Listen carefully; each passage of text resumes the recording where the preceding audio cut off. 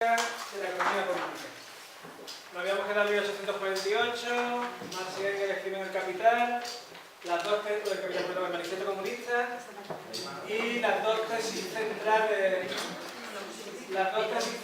del Manifiesto Comunista son, por un lado, que el motor de la historia es la lucha de clases, y por otro lado, que de forma coherente, si el motor de la historia es la lucha de clases, la contradicción antagónica de intereses entre clases sociales, la consigna tiene que ser proletarios de todos los países unidos, porque la lucha es internacional. La lucha es del conjunto de la burguesía internacional contra el conjunto del proletariado internacional. El texto que vais a leer ahora es simplemente Carlos Marx explicando lo que hemos visto hasta ahora, que es cómo llega él hasta la conclusión de que la economía es muy importante. ¿Quién va a empezar? Venga, un valiente. ¿Cuál es? El prólogo a la contribución a la crítica de la economía política. Venga, empieza. Mis estudios profesionales eran los de jurisprudencia, de la que, sin embargo, solo me preocupé como disciplina secundaria, junto a la filosofía y la historia. En 1842-43, siendo redactor de Gaceta Renana, me vi por primera vez en el trance difícil de tener que opinar sobre los llamados intereses materiales. Los debates de la vieja Renana sobre la tala furtiva y la parcelación de la propiedad de la tierra, la polémica oficial mantenida entre el señor Montchaper, por entonces gobernador de la provincia de Renana, y Gaceta Renana acerca de la situación de los campesinos de Mosela, y finalmente los debates sobre el libre cambio y el proteccionismo. Fue lo que me movió a ocuparme por primera vez de cuestiones económicas. Por otra parte, en aquellos tiempos en que el buen deseo de ir adelante superaba en mucho el conocimiento de la materia, Gaceta Renana dejaba traslucir un eco del socialismo y del comunismo francés,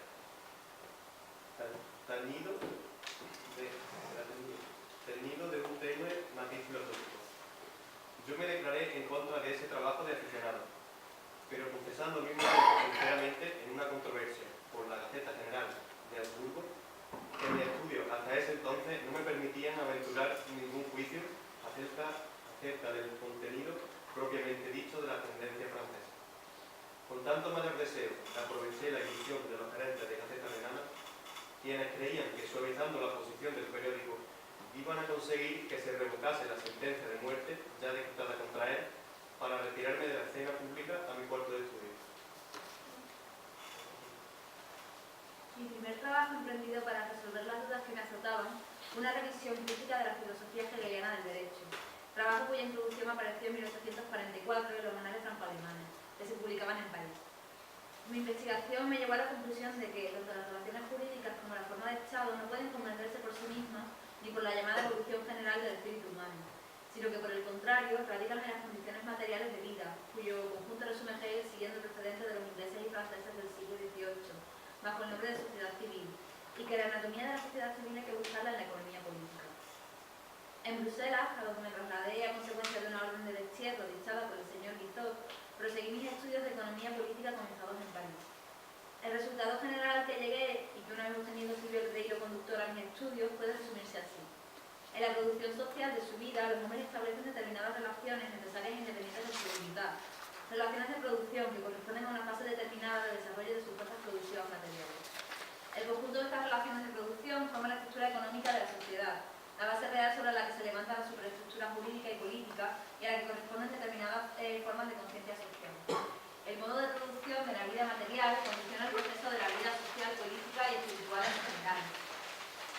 No es la conciencia del hombre la que determina su ser, sino por el contrario, el ser social es lo que determina su conciencia. Al llegar a una fase determinada de desarrollo, las fuerzas productivas materiales de la sociedad entran en contradicción con las relaciones de producción existentes, o lo que no es más que la expresión jurídica de esto, con las relaciones de propiedad dentro de las cuales ahora se encuentran aquí. De formas de desarrollo de las fuerzas productivas, estas relaciones se convierten en trabas suyas, y se abre así la época de revolución social. Al cambiar la base económica se transforma, más o menos rápidamente, toda la inmensa superestructura elegida sobre ella. Cuando se estudian estas transformaciones hay que distinguir siempre entre los cambios materiales ocurridos en las relaciones económicas de producción información y que pueden apreciarse con la exactitud propia de las ciencias naturales, y las formas jurídicas, políticas, religiosas, artísticas o filosóficas. En una palabra, las formas ideológicas en que los hombres adquieren conciencia del conflicto y del filosófico.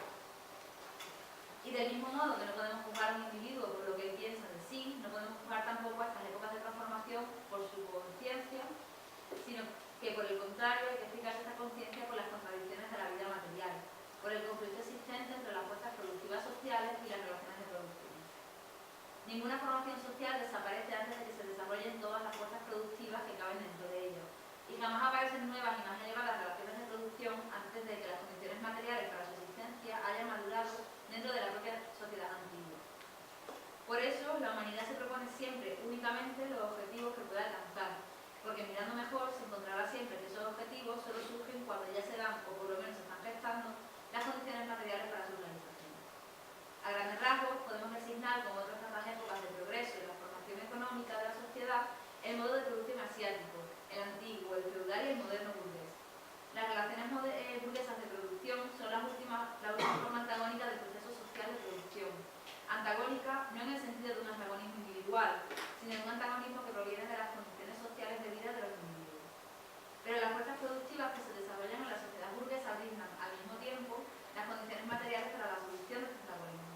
Con esta formación social se cierra, por lo tanto, la trayectoria de la sociedad humana. Federico Arnold, por el que yo mantenía un constante intercambio escrito de ideas desde la publicación de su general bosquejo sobre la crítica de la... ¿Me lleva la gafa? Bueno, Federico Engels, con el que yo mantenía un constante intercambio escrito de ideas desde la publicación de su genial bosquejo sobre la crítica de las teorías económicas, había llegado por distintos cambios al mismo resultado que yo, y cuando en primavera de 1845 conocido también en Bruselas, acordamos elaborar un común contrasignificamiento de nuestro punto de vista, con el punto de vista ideológico, la filosofía alemana. En realidad, liquidar cuenta con nuestra conciencia filosófica anterior. El propósito fue realizado bajo la forma de la crítica de la filosofía post-hegeliana. El manuscrito de Dr. Solomon y un octavo ya hacía mucho tiempo que había llegado a un sitio de publicación en Westfalia, cuando nos enteramos de que nuevas circunstancias previstas y pedían publicación. En vista de eso, entregamos el manuscrito a la crítica proveedora de los laboratorios, muy de buen grado, pues nuestro objetivo principal, establecer nuestra propia idea, ya había sido logrado.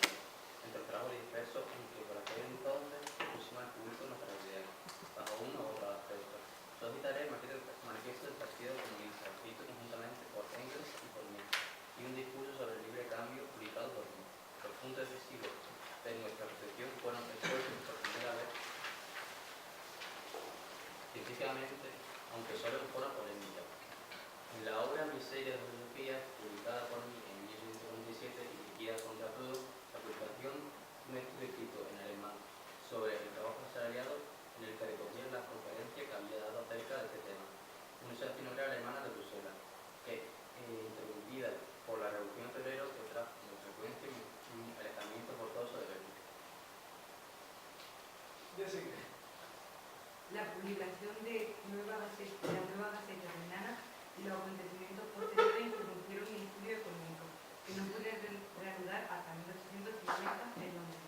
El enorme material sobre la historia de la economía política acumulado en el British Museum, la posición tan favorable que brinda Londres para la observación de la sociedad burguesa y, finalmente, la nueva etapa de desarrollo que parecía entrar con el descubrimiento del oro en California y en Australia, me impulsaron a volver a empezar desde el principio, abriéndome paso de un modo crítico a través de los nuevos materiales. Estos estudios a veces me llevaban por sí mismos a campos aparentemente alejados y en los que tenía que detenerme durante más o menos tiempo. Pero lo que sobre todo reducía el tiempo que tenía era la necesidad imperiosa de trabajar para vivir. Mi colaboración desde hace ya 8 años en el primer periódico angloamericano, el New York Daily Tribune, me obligaba a desperdigar extraordinariamente mi estudio.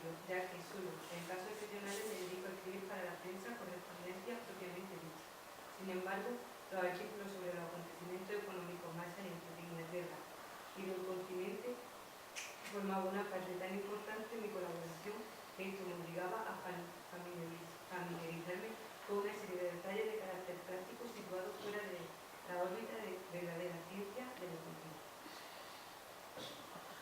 Vale, sí, este esfuerzo sobre la trayectoria de mis estudios en el campo de la economía política tiende simplemente a demostrar que mis ideas, cualquiera que sea el juicio que merezcan, y por mucho que choquen con los prejuicios interesados de las clases dominantes, son el fruto de largos años de concienzuda investigación. Pero en la puerta de la ciencia, como en la del infierno, debería estamparse esta consigna. Déjese aquí cuanto sea recelo, mátese aquí cuanto sea vileza. Dante, la Divina Comedia. Un poco repaso, bueno, es de su propia evolución, de cómo se fue interesando por diferentes disciplinas, ¿no?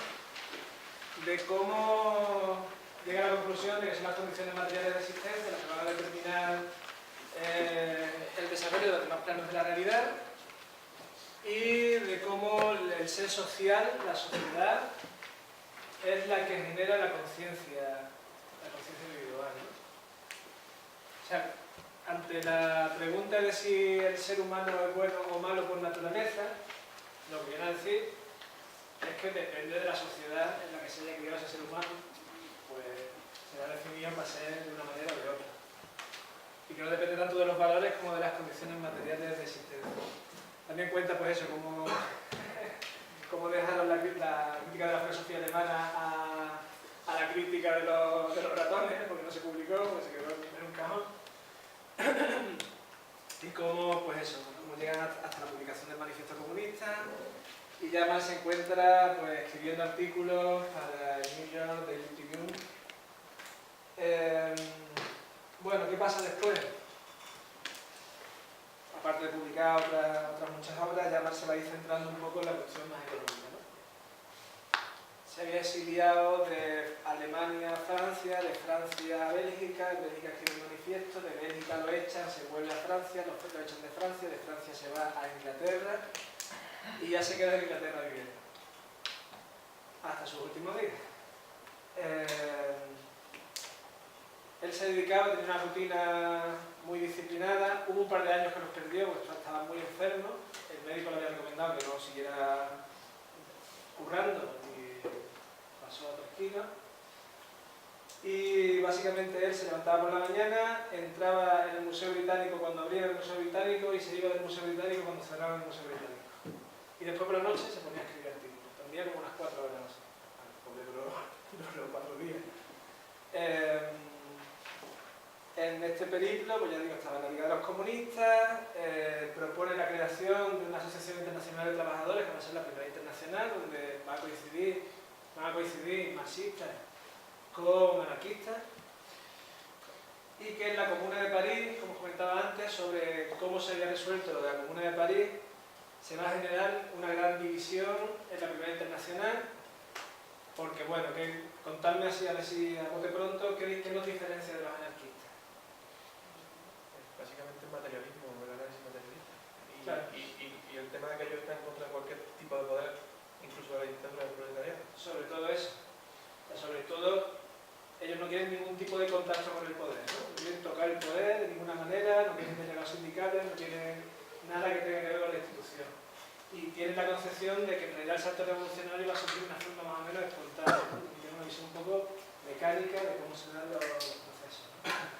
Entonces el concepto de dictadura del proletariado, la idea de que existe una disciplina de partido y demás, choca mucho con los anarquistas y acabamos a guantazos y ellos se quedan con la primera internacional y nosotros quedamos con la segunda, ¿no?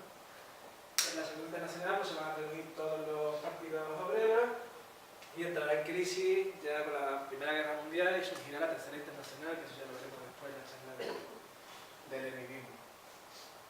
Pues eso, Marx está encerrado estudiando economía. Y está estudiándola en Inglaterra, que es donde surge más o menos, donde tiene más fuerza el modo de producción capitalista. Un poco la pionera, ¿no? ¿Por qué? Pues en gran medida porque a diferencia de otros países, la propia nobleza invirtió y se convirtió en capitalista. Entonces no hay un proceso conflictivo de ruptura en Inglaterra. Y empiezan a darse, pues eso, procesos de industrialización, sobre todo en el ámbito textil, pues desde el siglo XVIII, desde 1700 y pico.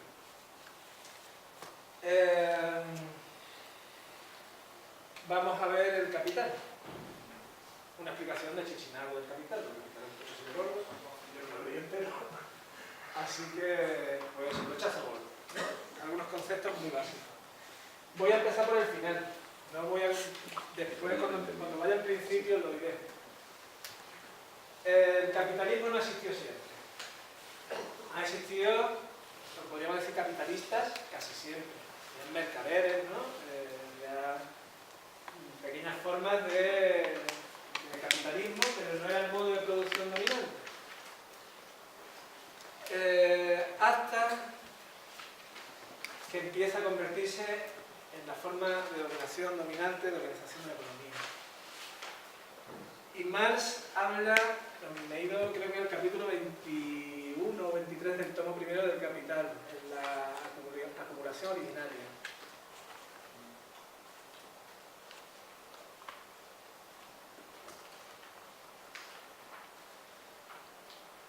Hay un momento en la historia, ¿os suena el año 1492? Pues eso, en 1492 echamos a todas las religiones que no fueran las cristianas, básicamente porque creo que los reyes católicos tenían muchas deudas con los judíos, entonces bueno, echamos a los judíos y echamos las reglas en ellos y ya está. Os comentaba antes que la ideología influye sobre la economía. Para el catolicismo, pedir un préstamo, pedir un préstamo y que la otra persona obtenga un beneficio, en aquella época era pecado. ¿Vale? El lucro era pecado. No ha cambiado la cosa, ¿no? Pues eso, la Iglesia Católica condenaba esa forma de pues, los préstamos, ¿no? Lucrativos. Entonces, pues eso, estamos en 1492, los reyes están gastándose un pastizal en poder invadir América, porque tienen que movilizar muchísimos ejércitos y demás. Y bueno, pues se da un proceso curioso en 1892.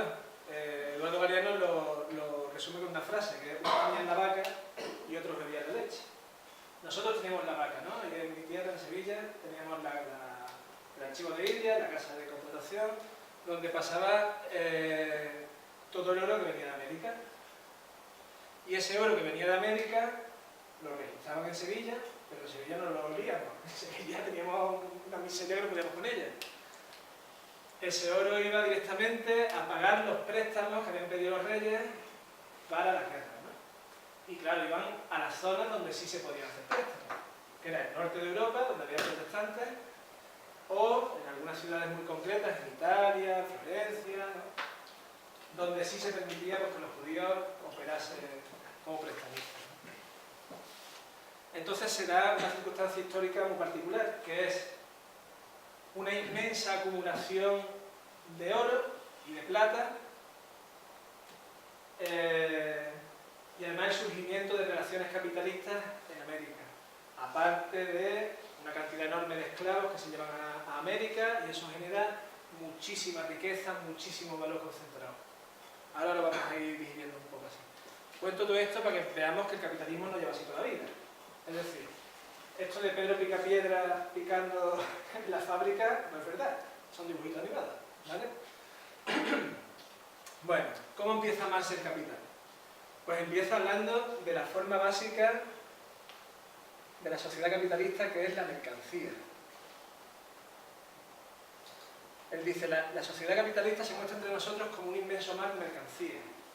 Entonces me voy a centrar en analizar esa forma básica que es la mercancía. ¿Qué es una mercancía? Pues él dice, para que algo sea mercancía tiene que tener un valor de uso. Tiene que tener una utilidad, tiene que servir para algo. El valor de uso de una mesa es apoyar cosas en ella. El valor de uso de una silla es sentarte en la silla. El valor de uso de una camiseta es abrigarte. ¿Vale? Si no tuvieran valor de uso, si no tuvieran utilidad, pues no va bien. Aparte, también tiene que tener un valor de cambio. Yo no produzco una mercancía mercancía para satisfacer una necesidad, yo produzco una mercancía para intercambiarla. ¿Vale? Es decir, si yo cojo y a mi sobrino le hago un zumo de naranja, eso no es una mercancía. Yo a mi sobrino no se lo voy a vender. No lo voy a pagar tampoco, pero no es una mercancía porque no cumple ese requisito. No persigue ser intercambiado. ¿Vale? Bueno, pues eso. Las cosas tienen que tener una utilidad. Una piedra de la calle no tiene un valor de uso, ¿no? A no ser que tú estés vendiendo grava. Si estás vendiendo grava, entonces sí tiene un valor de uso. Entonces sí puede ser una mercancía. Una mierda no tiene un valor de uso. A no ser que tú estés vendiendo estiércol. Entonces sí, entonces ya es una mercancía.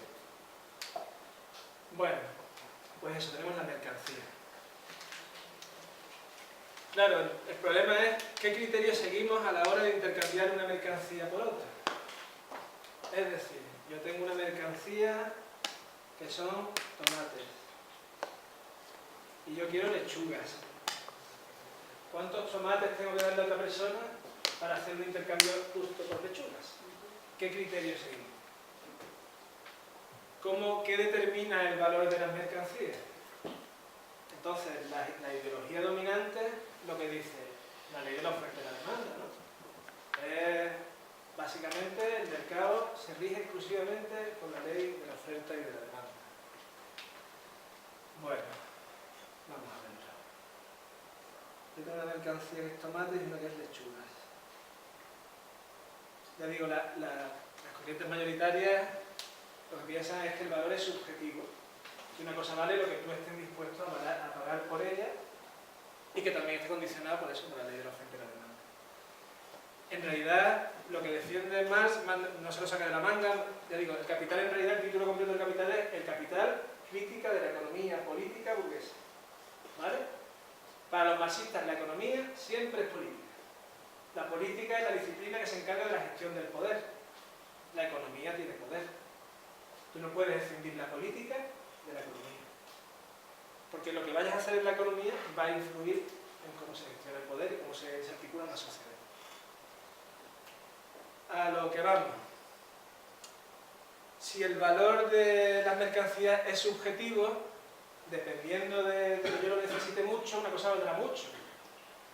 Si yo se me rompen ahora en un descuido los pantalones, me quedo aquí el calzoncillo y tengo que ir a una tienda abierta un domingo a comprar unos pantalones, los necesito muchísimo. El dependiente de la tienda me va a cambiar el precio porque yo lo necesito mucho, porque para mí subjetivamente tiene mucho valor. No. Los pantalones costarán 30 pavos aquí y allí, y un día y otro. Otro ejemplo. Decía Machado, no es de necio confundir valor y precio. Una cosa es el valor y otra cosa es el precio. ¿Vale lo mismo un Ferrari que una lavadora? Pero si yo necesito mucho una lavadora, yo tengo la ropa sucia, ¿vale más un Ferrari, vale más una lavadora que un Ferrari? ¿Sí? ¿Seguro? Imaginemos que nos están vendiendo un Ferrari a 1 euro y una lavadora a 1 euro. Necesito la lavadora, necesito lavar. En el sistema que vivimos, Yo me quedo con el Ferrari. Claro, porque en realidad sí existe un valor objetivo y lo sabemos cuando vemos la diferencia entre un Ferrari y una lavadora. Más va a coger de David Ricardo la idea de que hay un elemento que es común a todas las mercancías, que es que si yo por ejemplo me encuentro un espárrago en mitad del campo, eso no es una mercancía, hasta que yo cojo y lo corto y le aplico trabajo humano. No existen mercancías a las que no se le aplique trabajo humano, siempre hay que aplicar trabajo humano a toda mercancía. Entonces, el criterio de Ricardo para establecer el valor de cambio de las mercancías es el tiempo de trabajo socialmente necesario. ¿Qué quiere decir eso de socialmente necesario? Si yo tardo 4 horas en cortar un espárrago, no quiere decir que un espárrago valga 4 horas de trabajo, que es un inútil. ¿Vale? Socialmente, de media, en condiciones normales, pues más o menos se tardará lo mismo en cortar cada uno de los espárragos que nos encontremos. Entonces, un intercambio justo de mercancías, en este caso los he puesto, de tomates por lechugas, serían los tomates que produzco en una hora, valen lo mismo que las lechugas que produzco en una hora. El tiempo de trabajo socialmente necesario es el mismo, el valor es el mismo. Entonces, pues, si produzco 4 tomates y 5 lechugas, 4 tomates y 5 lechugas valen lo mismo, tienen el mismo valor. Bueno, también fijaros que en lo del socialmente necesario también estamos metiendo un poco esto de la oferta y la demanda, ¿no? Mientras más tiempo requiera de tiempo de trabajo socialmente necesario, pues más caro va a ser. Mientras más difícil sea de conseguir un bien, más tiempo de trabajo socialmente necesario va a ser necesario. Ahora imaginemos que yo tengo tomate, pero yo no quiero lechuga, yo quiero comprarme un ordenador. ¿Qué vamos a hacer? Porque a lo mejor el ordenador no quiere lechuga, entonces tenemos un marronaco. Pues para eso existe una mercancía particular. Tenemos la mercancía tomates, que vale 1 hora. Lo cambio por algo que lo quiera todo el mundo, para poder cambiarlo por una mercancía de 1 hora del ordenador, hemos dicho, ¿no?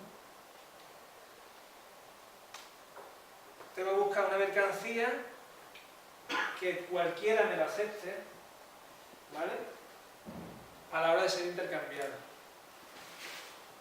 Y esta mercancía, que no deja de ser una mercancía que tiene un valor de 1 hora, es la mercancía dinero.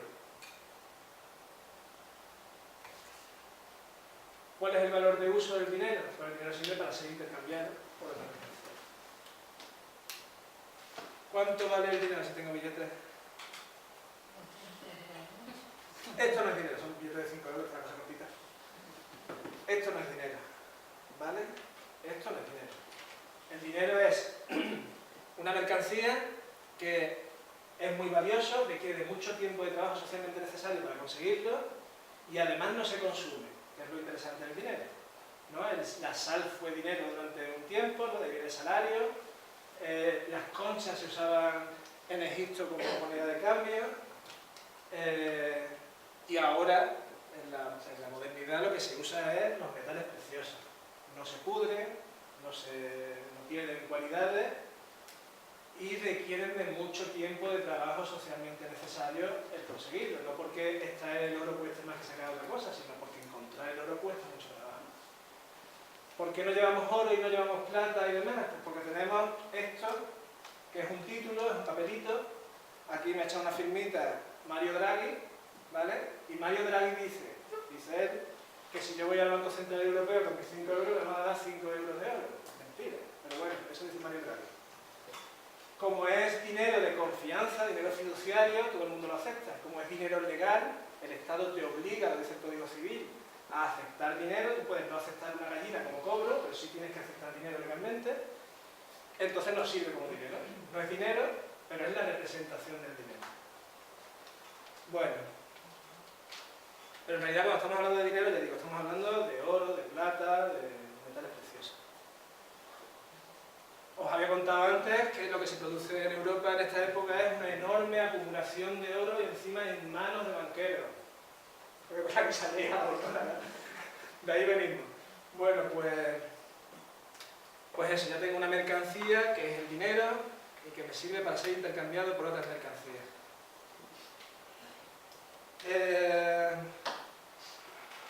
Esto es un intercambio justo, ¿no?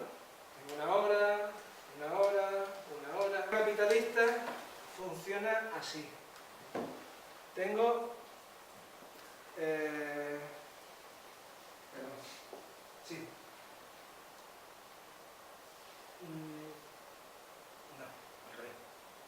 Tengo dinero, lo invierto en mercancías y obtengo dinero y más dinero. Lo que se llama el beneficio, ¿no? Y que Marx no lo va a llamar beneficio, Marx va a decir primero, esto de donde puñeta sale. Y lo va a llamar plus valor. Es es un aumento del valor que se da con respecto al principio del proceso. Entonces se va a dedicar a estudiar de dónde viene ese aumento del valor. ¿Vale? Lo que diríamos cualquiera en el sentido común dominante es, pues ya está, el tipo que estaba al final, el tipo que ha hecho la inversión, le ha subido el precio y así obtiene un beneficio. Claro, ¿dónde viene el problema con eso?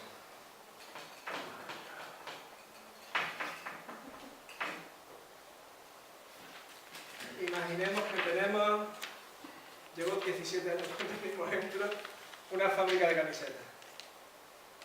Bueno, pues tenemos aquí a un señor burgués, con su sombrero de burgués, que tiene 10 monedas de oro, que equivalen a 10 horas de tiempo de trabajo socialmente necesario. Y para mi fábrica de camisetas yo necesito tela, necesito maquinaria, y habíamos dicho que no puede existir mercancía, o que un elemento común a todas las mercancías es que se le aplique trabajo humano, tiempo de trabajo humano. Lo necesito a un ser humano.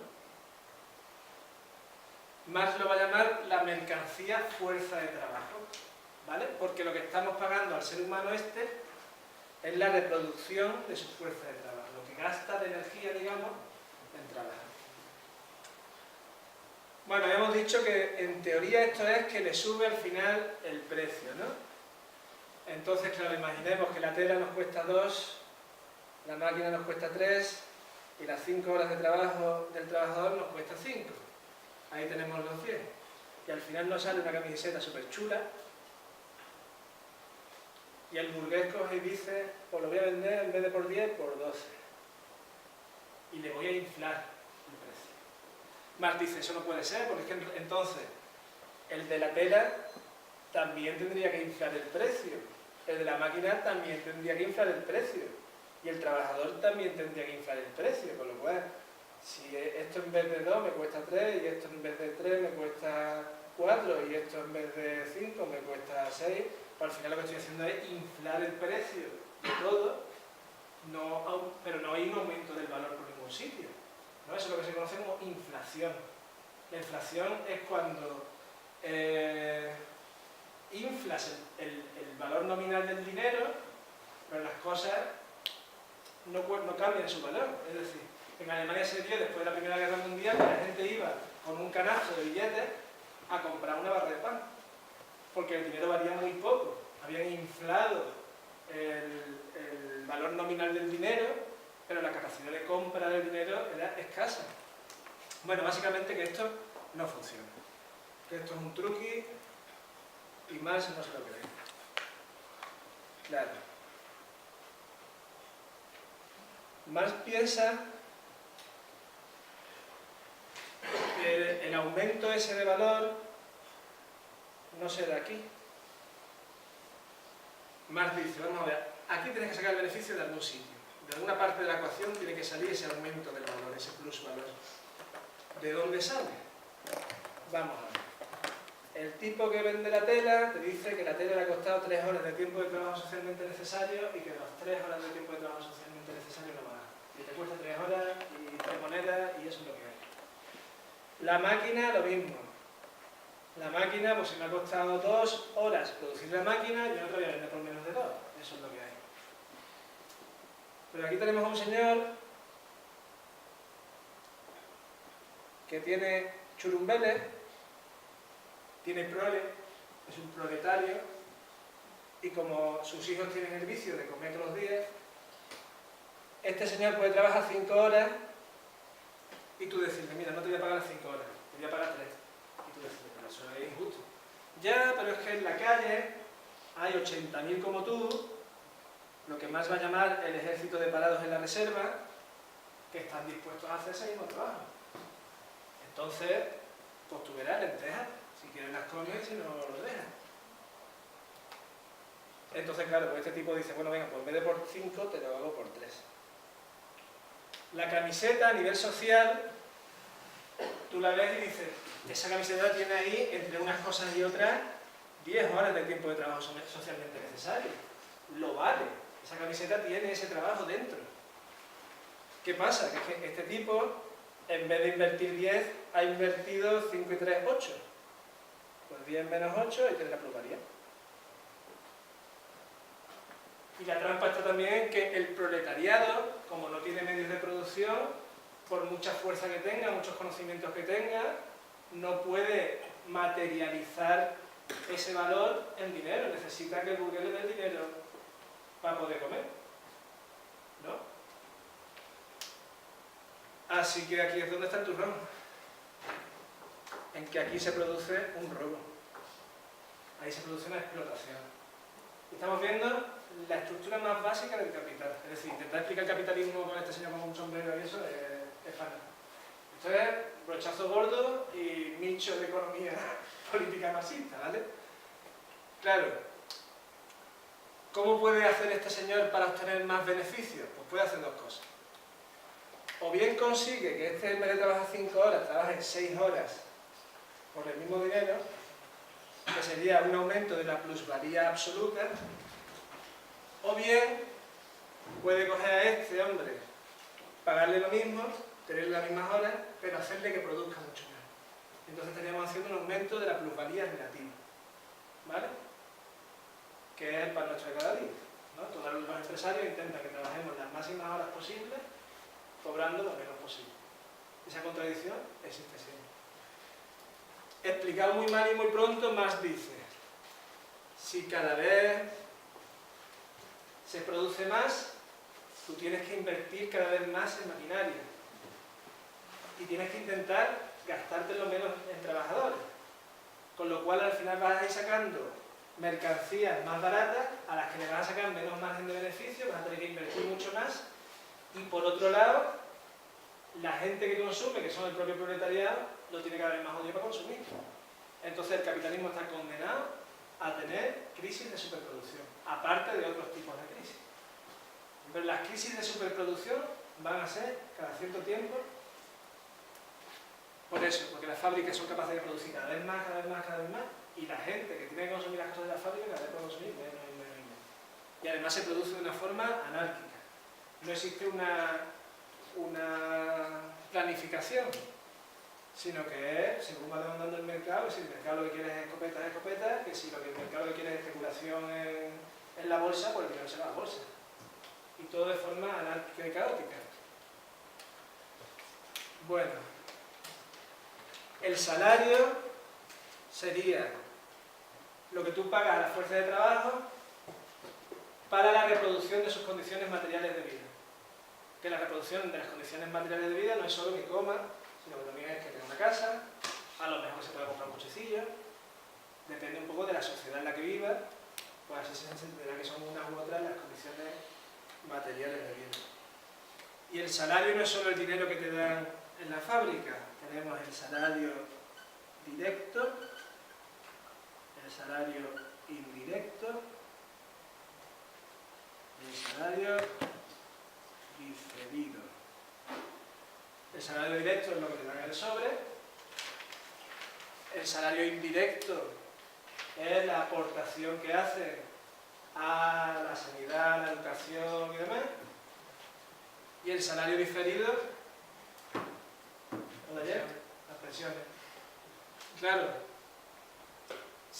ahora sí se ve mucho más claro que esto es una lucha del conjunto del proletariado internacional contra el conjunto de la burguesía internacional. Porque aquí, cuando nos están quitando la sanidad, la educación, nos están recortando el salario y nos están quitando las pensiones, lo que están haciendo es gastarse menos y contribuir a lo del conjunto, ¿no? Y que en realidad, incluso eso podríamos decir que le sale muy rentable, que el estado del bienestar le sale muy rentable porque al final es una forma de unificar recursos para que la reproducción de las condiciones materiales de vida del proletariado se salga más barato. Pero ni eso quieren dar los tíos, vamos. Así que nos recortan por ese frente. ¿Qué más cosas os cuento? Bueno, sí que también, pues Marx dice que se puede calcular científicamente cuánto es la explotación a la que se somete cada persona, ¿no? Porque a la maquinaria, digamos, le llama capital constante y a los salarios le llama capital variable. Entonces, tú puedes calcular cuánto dinero le estás pagando a un trabajador y cuánto dinero está produciendo, cuánto valor está produciendo ese trabajador. Y esa ratio sería la tasa de explotación. Paradójicamente, aunque nos choque mucho, puede ser que un ingeniero de Microsoft que hace un programa y se vende a millones y millones de personas, se le esté explotando más que a un niño que está cosiendo zapatos. Porque la relación entre lo que produce y lo que se le paga es mucho más desproporcional. También hay que tener en cuenta eso, cuando vemos a los niños que están cosiendo zapatos, eso no son condiciones de explotación. En condiciones de explotación vivimos cualquier persona que trabaja en un régimen capitalista. Son condiciones de sobreexplotación, ya en plan de tener ansia, de no tener ni moral ni escrúpulos ni nada. Pero en las sociedades capitalistas todos estamos sometidos a la explotación. Y el explotador, el capitalista, puede ser muy buena gente. Yo conozco a mucha gente que son empresarios y son muy buena gente, pero son explotadores. Porque obtienen su riqueza, lo sepan o no, de pagarle menos de lo que tienen que pagarle a los trabajadores. Así que, pues ahí está la cosa.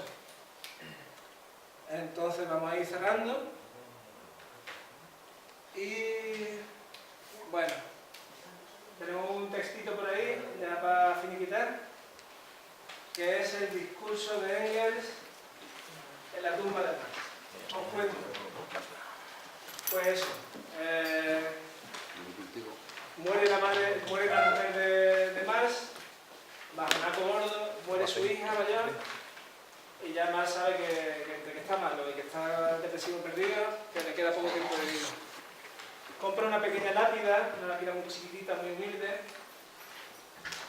y es enterrado en Inglaterra junto a, te digo, lápida chiquitica, junto a su esposa, su nieto, su hija y su sirvienta, con la que tuvo un hijo, que Engels se la apuntó, porque ve que era un follarín y estaba igual a apuntárselo, pues se apuntó como hijo a un hijo extramatrimonial de Marx.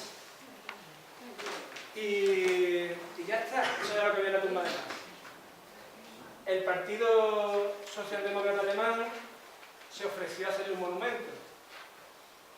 Y Engels le dijo que sería deshonrar la memoria de Karl Marx el hacerle un cacho de monumento, porque entendía que funcionaban por otros valores y por otros principios diferentes, no tienen nada que ver con eso.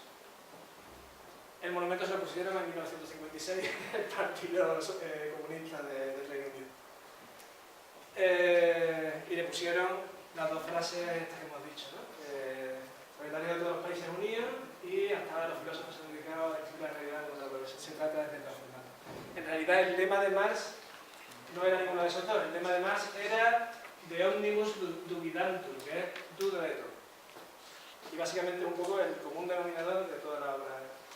Si, como he dicho antes, si la máquina produce en unas horas, la hora que llega al trabajador, ¿sube de precio? O sea, ¿sube de valor?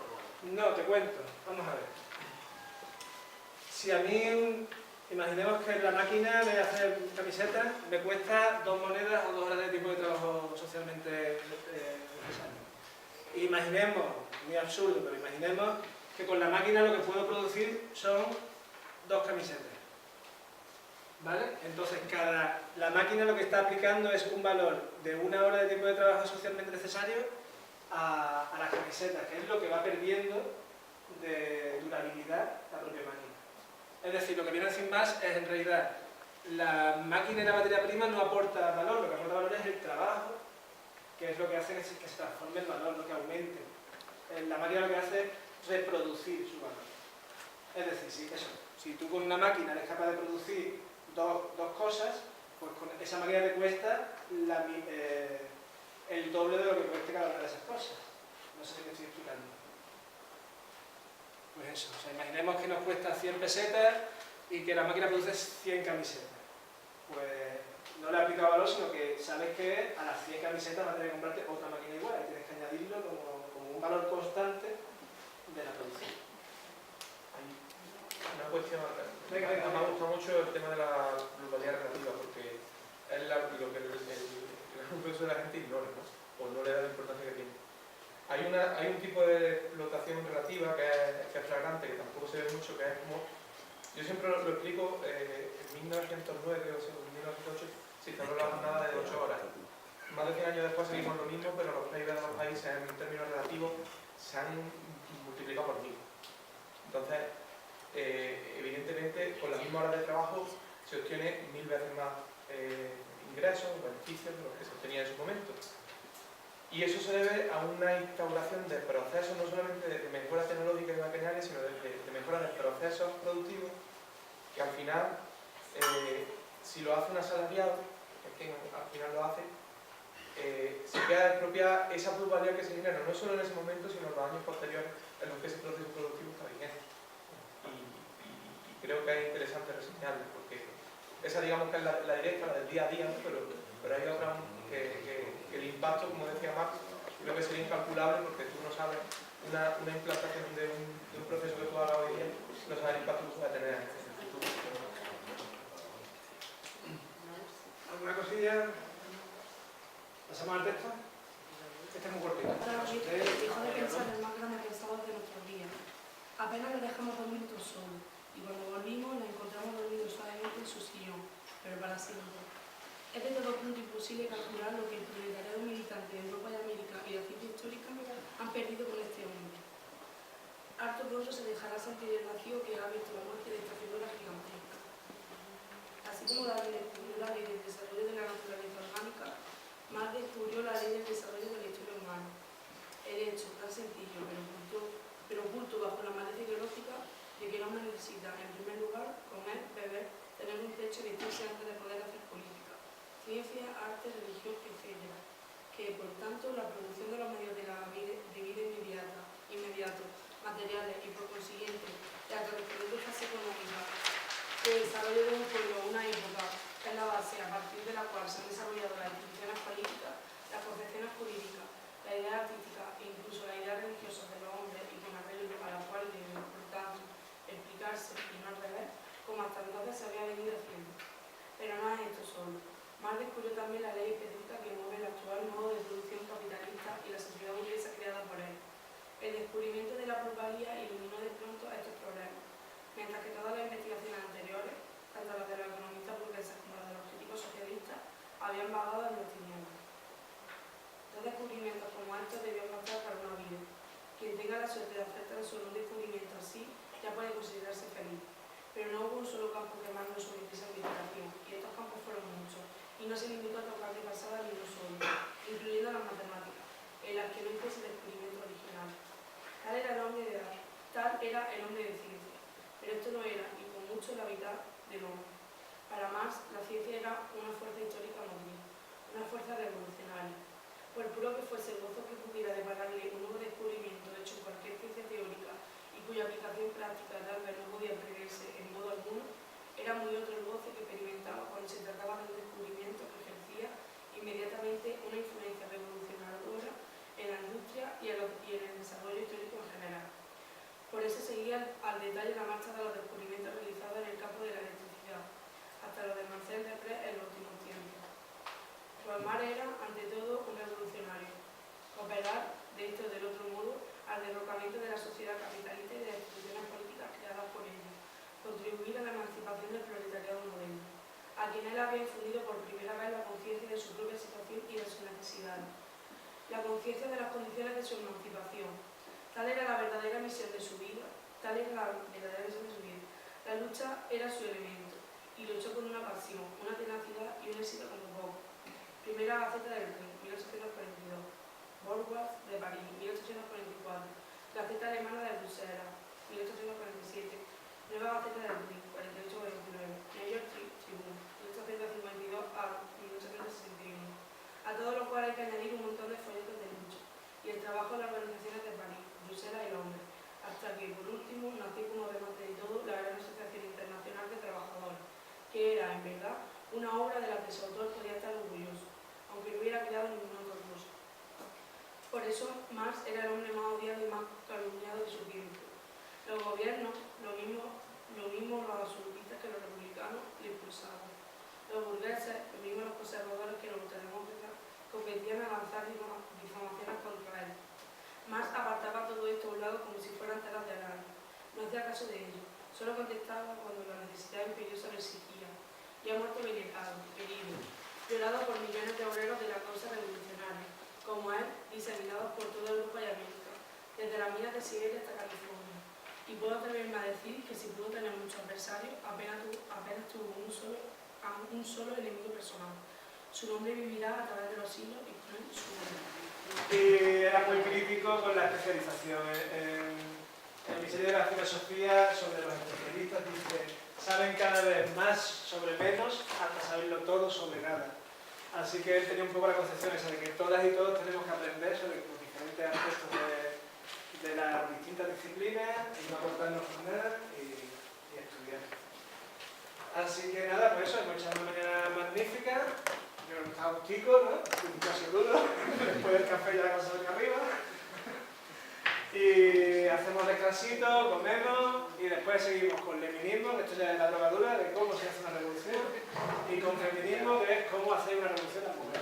Así que, pues muchas gracias por vuestra asistencia. Un aplauso para vosotros y vosotras.